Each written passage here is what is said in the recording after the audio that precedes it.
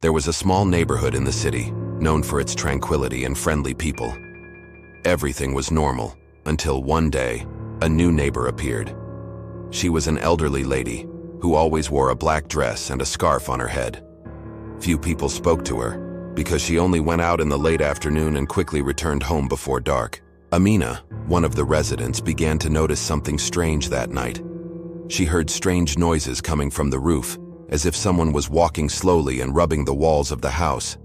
At first, she thought it might just be animals or the strong wind, but as the nights went by, the sounds became louder and more frequent.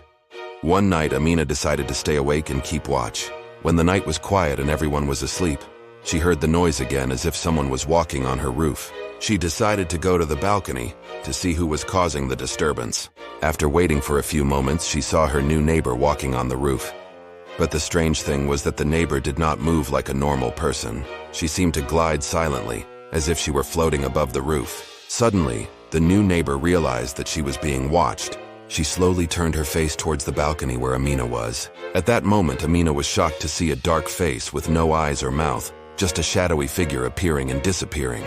Amina panicked, screamed, and ran inside the house, locking all the doors and covering herself with a blanket, reciting prayers in fear. The next day, Amina began asking her neighbors about this strange woman. To her surprise, they told her that there was no new neighbor in the area, and that the house she had seen had been abandoned for years. No one had lived there for a long time. It was then that Amina realized that what she had seen the previous night was not human, and perhaps it was the restless spirit of someone who had died in that house and was still roaming the neighborhood. From that day on, people in the neighborhood began hearing similar stories, and every time night fell, they would lock their doors and windows, with no one daring to stay outside, afraid of the neighbor who never sleeps.